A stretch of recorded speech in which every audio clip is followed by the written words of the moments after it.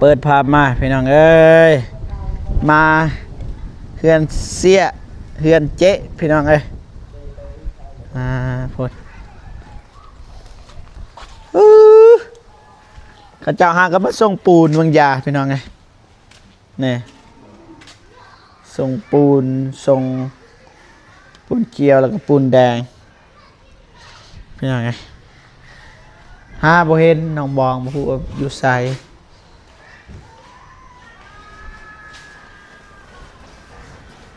บ่ตูน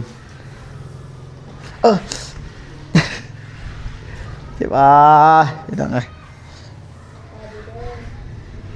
นี่คือเป็นจังสี่เจ้าเคยเป็นแบบนี้นั่งยังอยู่แจ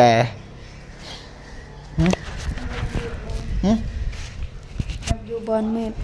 อยากอยู่บอนมืดเลย เป็นยังเขาไปอยากอยู่บอนมืดมูลมพัดลมมันพัดแห้งพี่น้องไงปูปากกาแฟเบิดเท่าไรมื้อนี่เงินบ่ดอยขาปูน3.8 ล้าน3.8 ล้านขาปูนนี่น้องบ่ฮู้เท่าใดแต่ว่าปูนที่ซื้อน้ำลังแม่นทางไอ้ตูนเพิ่นยังบ่ทันได้จ่ายเดี๋ยวนี้น้องคิดว่าจ่ายแล้วพอดีตอนเช้านี่พากันนับเงิน น้องก็เว้าว่ายังเหลือ4 ล้านหมดเลยบ่มีพอกีบเลย3.8 ล้านก็ยังเหลือ200,000เงินให้สร้างเอาไว้เตรียมไว้หรือเปล่าเงินให้สร้างให้สร้างได้นี่แหละสร้างเฮ็ดนะว่าสิติดหนี้เอาค่ากาแฟให้น้องกับไปตูนบ่มีส่วนกาแฟอันแรกค่ากาแฟจังให้ว่ามันต้องมีกำหนดได้ยืมเขาแม่นยืมแล้วก็บัตรมีจังให้บ่ฮู้ว่าเฮาสิได้มื้อใดแม่นแต่ว่ายามกาแฟหรือว่ายามมักแนงยามแคมบางทีก็ยามกาแฟเพิ่นแหละไปจ้างอยู่เวียดแบบจ้างไต่ตนว่ารับจ้างพี่น้องเอ้ยรวมกับไปส่งปูนมื้อนี้กับปูนแดงหั่นแล้วก็เพดาน2เป็น3.8 ล้านแพงไอ้เทือนแพงนะแพง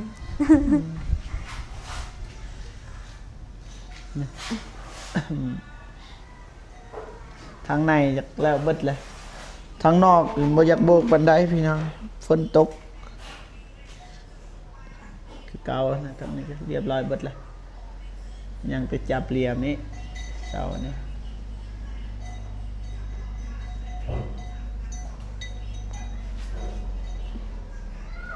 โอเคแล้วบาทโอเคจังสันละสู้ๆได้ฮะสู้ๆได้เลยไม่จะไหนก็แล้วอย่าดอกลูกกันแลนลิ้นเท่านี้แหละพี่น้องนะสามซาสิแล้วเพื่อนลูกใหญ่แล้วลูกเป็นบ่าวแล้วคนผู้ชายก็ได้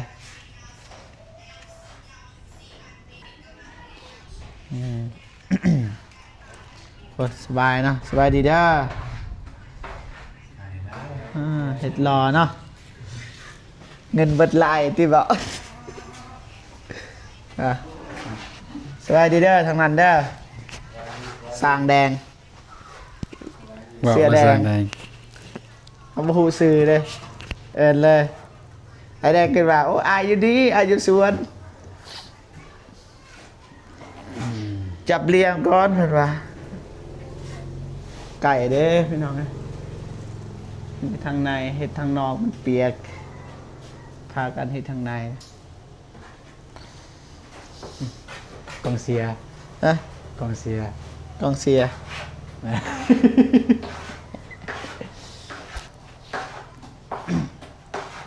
ไก่เด้มันนี่เงินเบิดละจากปีสิแล้ว ปีนี้ ปีนึง โ เลย บ่แต่ว่าอยากให้มันแล้วได้พยายามนะเป็นนี่ก็เป็นเด้ เอาลายบ่ได้นะทางเฮานี่ แมน แต่ก็ต้องเว้าเด้ให้เข้าใจเด้ แมนต้องได้เว่า เจ้าได้เว้าอยู่บ่ ยัง ยังบ่ทันได้เว้ามันต้องเว้าอะนะ ดราม่ากันนะบอกต้องดราม่า บ่ดราม่าก็ยอมรับไปแล้วเฮาเลือกบ่ได้เด้เฮาก็อยากเกิดพุ่นละอยู่สหรัฐบ่อยู่ไทยบ่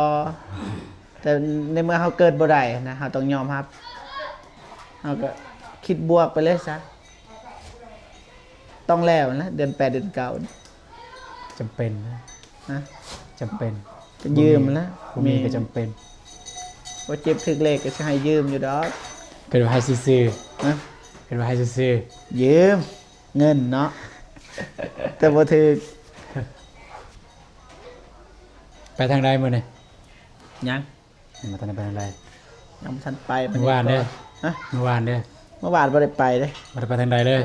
พอดีน้องนูเราส่งคลิปมาให้อัปโหลดเขาก็อัปโหลดแล้วก็ไปหาน้องทรายบาฟนทาแตง เบากิ แหม่ เป็นหยังเบากิเป็นหยัง นั่งลิน อ๋อ 2 คนบ่มีสาระเมื่อวาน แต่เฮ็ดคลิปน้องนูเอาลงคลิปน้องนูพี่น้องนะแต่ว่าบ่มีคนเบิ่งบ่ฮู้ว่าเป็นหยังตอนเฮาไปถ่ายก็ว่าวิวดีนะ ลงซองใหญ่มั้ย อะ ลงซองใหญ่เอาลงซองใหญ่ใบลงซองหน่อย บ่ยานว่ามันสับสนนะ บอซับลงซองใหญ่สับสนเรื่องรายได้ได้บ่ แม่นยานน้องเพิ่นบ่เข้าใจนะ อืม เฮาอยากซอยน้องเพิ่นนั่นแหละวิวดีหรือบ่ดีน้องเพิ่นได้เท่าใดแค่ไปว่ากัน เดี๋ยวก็ลงซองใหญ่นำลงซองน้อยนำ บ่มีคนเบิ่งบ่ฮอดพันครับคลิปแรกฮอดพัน เห็นอยู่บ่ตัวนึงเข้าไปเบิ่งอยู่คลิปน้อง เห็นอยู่เข้าไปแชร์ แชร์อยู่คลิปแรกได้แชร์อันนี้คลิปที่สองก็ยังบ่ทันได้เข้าไปเบิ่งจากน้องคนไทยเกี่ยวกับหยัง เด้อตอนเช้าก็ปล่อยแล้ว หืม ตอนเช้าก็ปล่อยแล้วตอน 10:00 น ปล่อยแล้ว เพิ่นตื่นแต่เช้าแต่ 6:00 น แม่นบ่อันนี้6โมงบ่ทันได้ตื่นซ้ํฝนตกเลย ฝนตกหั่นแหละก็มันตื่นเช้าได้คัน 6:00 น ตั้งแต่พุ่นแหละตก4-5มื้อแล้วตกอยู่ลาวใต้ พายุ มันบ่ซื้อป่ะโคตรโคมเด้แดดเริ่มออกแล้วเด้ เออ แดดเริ่มออกแล้ว เอาคือดัง ฝนตก บ่แม่นนะ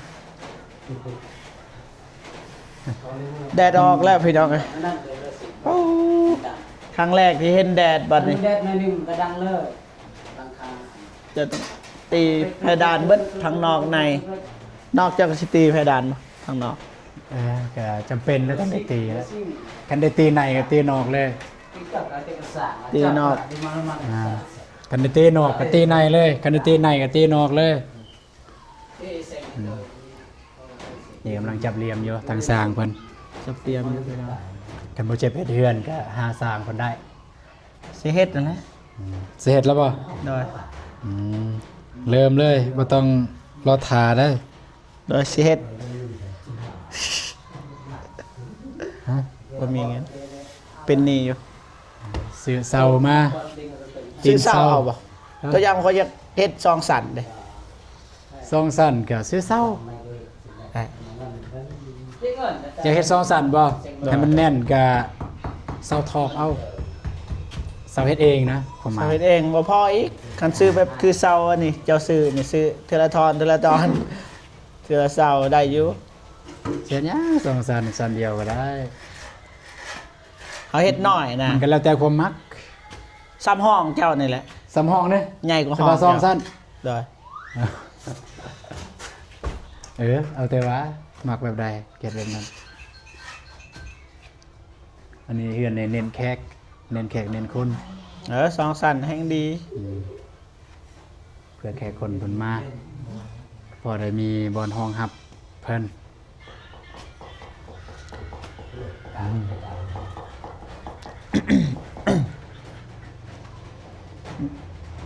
จะถามว่ายังจักมือสิแล้ว สำหรับโบกเนี่ยบ่ โดย ทางสร้างเพิ่นก็ถ้าบ่ฝนบ่ตกเมื่อวานนี่เนี่ยมื้อนี้น่าจะได้โบกทางหน้านี้แต่ตกเมื่อวานนี่ก็เลยหยุดเสาร์มื้อนี้ฝนก็สิละมันก็เริ่มแดดแล้วเด้อนี่ถ้าอีกยังจักมือบ่เนี่ยบ่ทามสร้างเลยแหละเนี่ยอยู่ต่อหน้าสร้างเลยประมาณอีกจักมือไอ้มวน 3-4มื้อ มื้อประมาณ7มื้อ บ่แม่นเนาะ 3-4คันมันเป็น7มื้อก็12มื้อ3-4-12 บ่แม่นแบบนั้นติบ่บ่แม่น3มื้อกับ4มื้ออันแหละ โอ้นั่นน่ะเนาะ มันแหละประมาณ 3-4 มื้อนั่นแหละ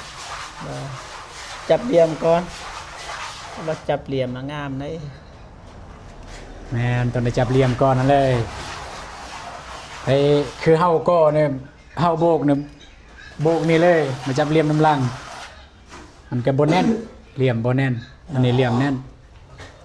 เพราะว่าเหลี่ยมก่อนเด้มันจึงก็บัดนี้แล้วก็จึงคัด ทางไหนจะเฮ็ดล่ะ พื้นสีแล้ว บ่อิสระและสร้างทีมงานเข้ามานี่ นะ แต่เข้ากล้องยามใดยาม มั นั้น น ยังตามอันยาใส่ประตูนเดชแกบ่ได้สู่ถามสร้างบ่ได้สู่เว้ากันนะบ่ได้สู่ถามสู่หยังกันนะ บ่กล้าถามปานใดแล้วอย่ารบกวนเพิ่น มันรบกวนเพิ่นเฮ็ดเวียกเด้แต่ถ้าจะได้จำเป็นให้อยากฮู้ก็ถาม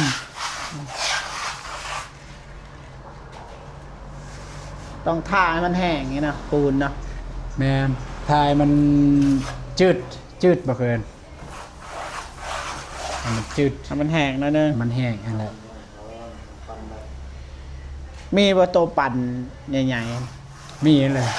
เครื่องปั่น ๆมีบ่ มี ปั่นยังบ่แล้วนะยังเอามือปั่น อ่ายังเอามือปั่นคือเก่า ก็ให้มันงามขึ้นเด้อแต่มันก็ซอยเฮาหลายเติบเด้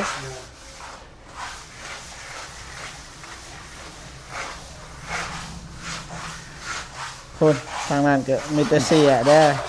2 คนน่ะ สร้างบัว ใส่ คนหนึ่งหันสร้างนั่นปะเก้ทั้งหลังหันสร้าง อ๋อสร้าง กำลังสร้างประเกในสร้างบัว อ๋อ คนในบ้านมาเล่น คนในบ้านบ่เสี่ยวเฮาเนี่ย จังหวะจะใส่อยู่จ้ะ เสี่ยว คนในบ้าน อันนี้ไอ้นี่ พาเด้อบ่ได้สนใจเด้อ อันนี้อีนี่ นี่เจ้า ทึกอีนี่ เจ้าอีหยี่บ่ แมน คอยไอ้น้องกันเลยกันไหลนะ กันไรกันไร เป็นพี่น้องกัน เคยเอิ้นกันไรอย่าบ่ เคย แม่นบ่ เคย เขาถามว่าเจ็บเคยเอิ้นกันไรอย่าบ่ เราเป็นภาษาลาวเขาเอิ้นมาหยังวะเรียกกันไหล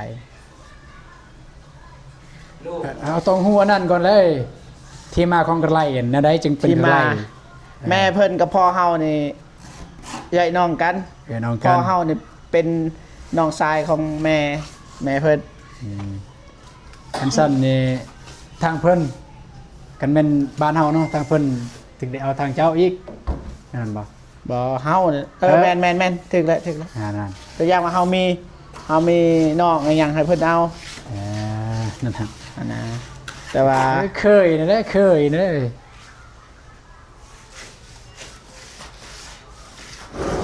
เพิ่นเอิ้นเฮาลุง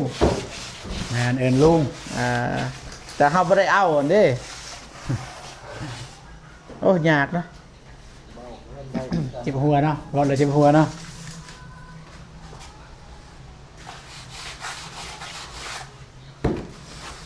นี่ประเทศเซาแล้วก็งาม อ่ะพอได้ขออาศัยแล้วเฮือนละซาน มาอาศัยได้แล้วอยู่นี่ห้องนี้แล้ว ญาติว่าห่มเปื้อนเด้บ่ได้อาบน้ำ ผมถือมาเอง เดี๋ยวมาเอง แมนผมถือมาเอง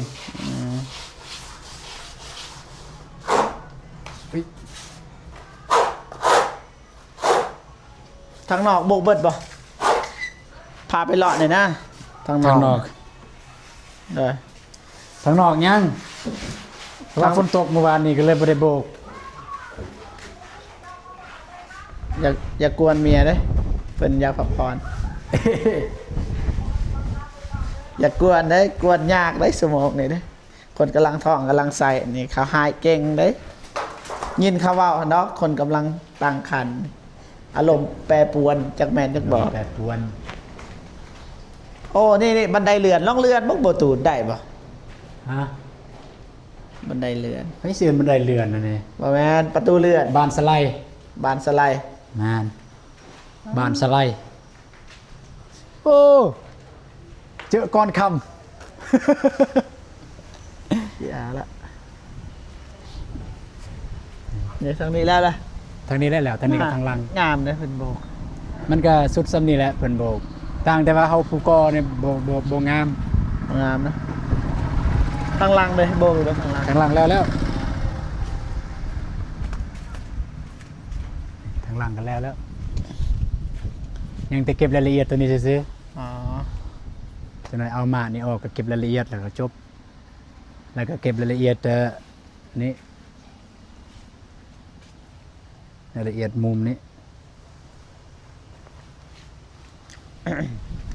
เบื้องนี้เรียบร้อยเนาะ เรียบร้อย ยังแต่เบื้องนั้น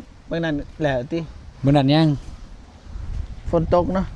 ฝนตกเลยเฮ็ดหยังบ่ได้ กาแฟไผนี่ ฮะ กาแฟนี่ นี่กาแฟอ้าย ใช่กาแฟเจ้า บ่ในที่เฮือนนั่นแหละอยู่บ่ในที่เฮือนนั่นแหละของบ่ตูนทางเบิดแล้ว ทางเบิดเลย นั่น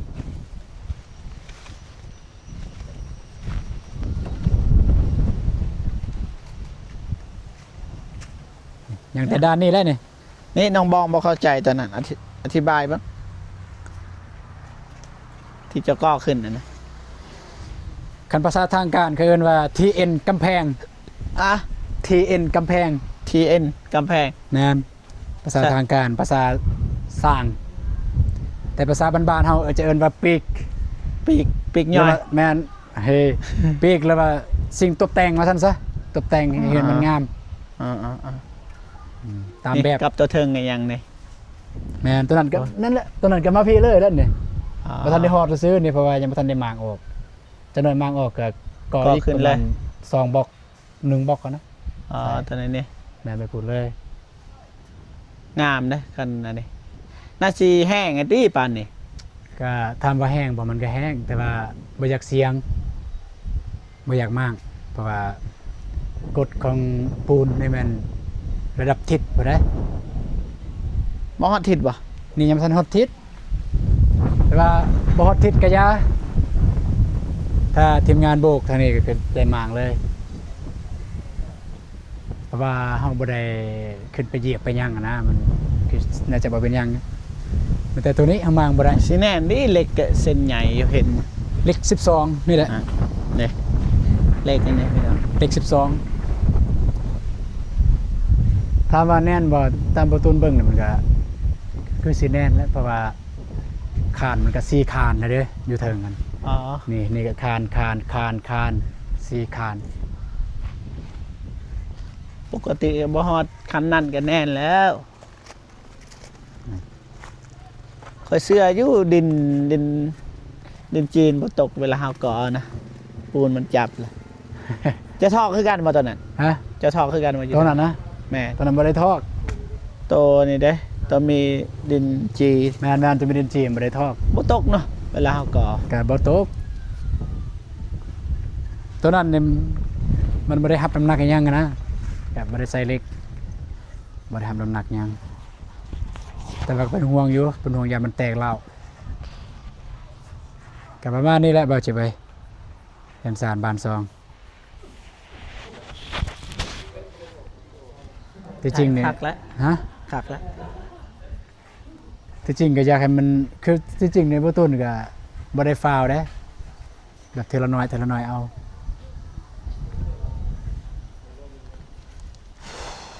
จักสิว่าจังไดเด้อธิบายยาก อ่า จริงๆเฮาก็บ่ฟ้าวก็ได้ แต่ว่าทางบ้านเฮาต้องฟ้าว บ่ให้วิดปีอะนะ บ บ่แม่นแนวอื่นดอกค่ากับอ้ายเจ้าน้ำคันบ่มีอ้ายเจ้าก็ได้ เพราะว่าเพิ่นก็สิเฮ็ดเฮือนในกัน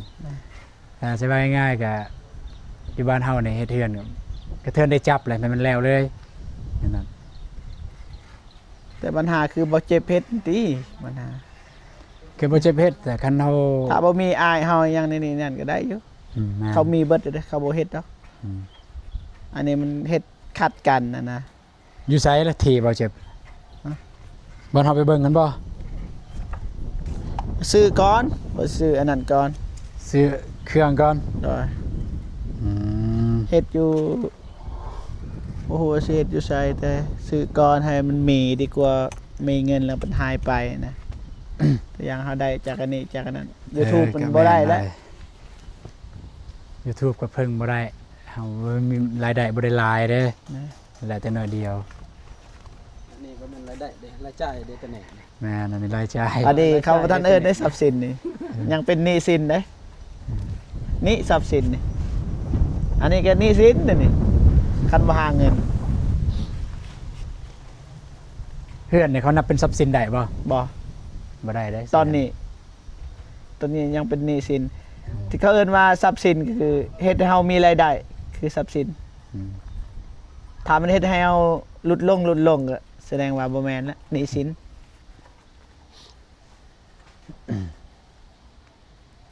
เพื่อนบ่เจ็บนั่นแบบใดเพื่อนบ่เจ็บนะบอกได้บ่ขาว ฮะ ๆขาวๆเพื่อน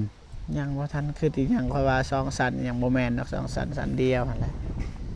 แต่บ่ฮอดใหญ่ซำนี้ เฮ็ดเฮ็ดกันแล้วแต่มักดอกเฮ็ดอันนี้นี่คือบ่ตูนอันนี้นี่ตะกี้นี่บ่ได้คิดจะเป็นภาพแบบนี้เลยตอนมาใหม่ๆนะเพราะว่ามันบ่แม่นด้วยความเพิ่นว่าด้วยความตั้งใจของเฮาว่าเฮาสิเฮ็ดเฮือนนะ บ่ มันมาด้วยความแบบว่ามานำผู้ใหญ่อะนะแบบกระทันหันปุ๊บตัดสินใจยังบ่ได้เลยอยากได้แบบใดอะนะ อืม ก็เลยว่าเอาง่ายๆซะแบบนี้เลย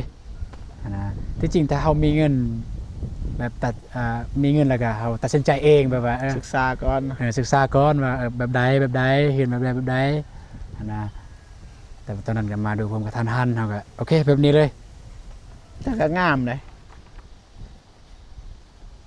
หลายแบบมันผสมเข้ากันเนี่ย แต่งามกว่าแบบโมเดิร์นแถวบ้านเฮาอันนี้นี่งามยืนหนึงแล้ว แม่นว่า แม่น คือว่าจังซั่น โมเดิร์นอยู่บ้านเฮาเด้ ขี้ลายเบิดน่ะ เคยเห็นแล้วว่าบ่เดินแถวนั้นงามเด้ บ่งามคอยเบิ่งแล้ว บอลใดคิดว่ามันสีงามกูหมู คอยบ่คอยเบิ่งบอลปีกแล้วก็บอลอันนี้คอยมัก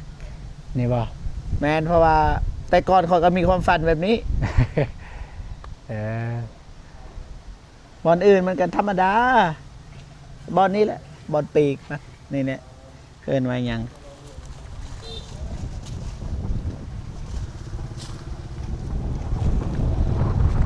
ปีกันนี่ แม่ถ้ามันสีงามเลยคันเจ้าเฮ็ด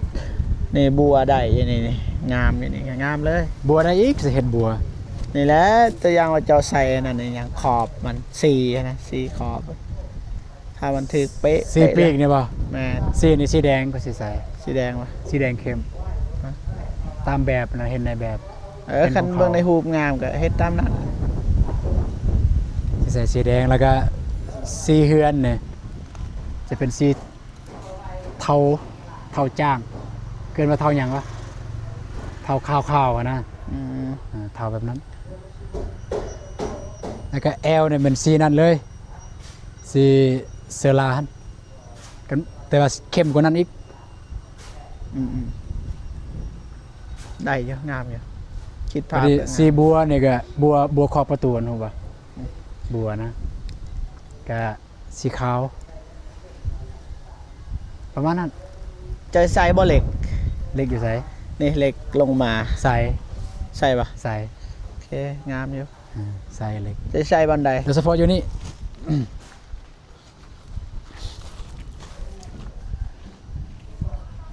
มาทานปะ แล้วก็บอลนี่เบิ่งตัวจริงเพราะว่ายังสิแตกเสาให้มันใหญ่ มันเหมาะบ่กับการใส่เหล็กเกิดว่า เพราะว่ายังสิแต่งซอยมันใหญ่ประมาณนี้เด้ บอลนั่นเด้พุ่นบอลมันวางตัวพุ่น ฮะ อยู่นี่อยู่นี่ บ่ได้ นี่อยู่นี่ อันนี้ เออ อันนี้บ่เอาแล้วนี่บ่เอา นั่นได้บ่ ก็ยังสิต่อมานี่เลย ต่อเลย แม่นยังสิเฮ็ดเสาอยู่นี่เสาแตงอยู่นี่มานี่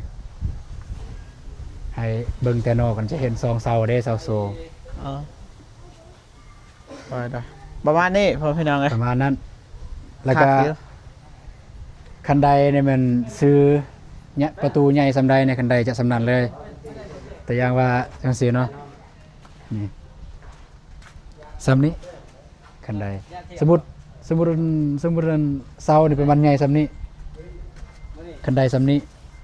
ตัวนี้นี่มันไซส์เล็กเลยมันนี่ เจ้า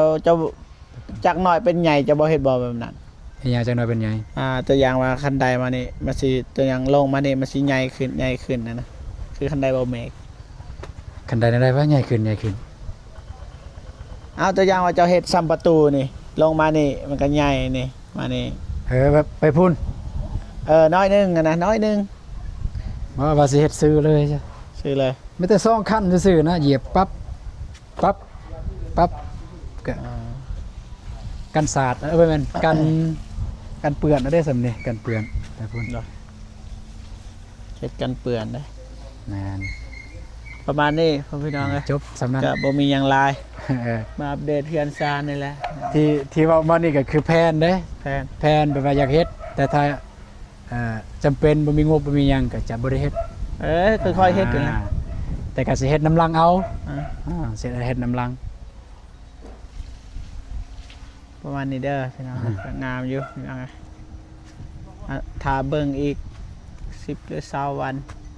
เดือนหนึงมันสิเป็นอะไรอีก การคืบหน้าแต่ว่าบ่ตูนแล้วสิถ่ายทุกวัน แต่เฮาเนี่ยโดนๆเท่านึงพี่น้องเอ้ยเวลาเฮาถ่ายมันสิคืบหน้าหลายในคลิปเฮาบ่ตูนนี่เห็นทุกวันเด้รู้สึกว่าบ่คืบหน้ามันเบิ่งคลิปเฮาหรือมาฮอดนี่ฮอดนี่แหละ มานั่นเด้อพี่น้องเด้อ คนที่เบิ่ง ฮะ ว่าคนที่เบิ่งนี่ว่าไหวอยู่เนาะ ไวเด้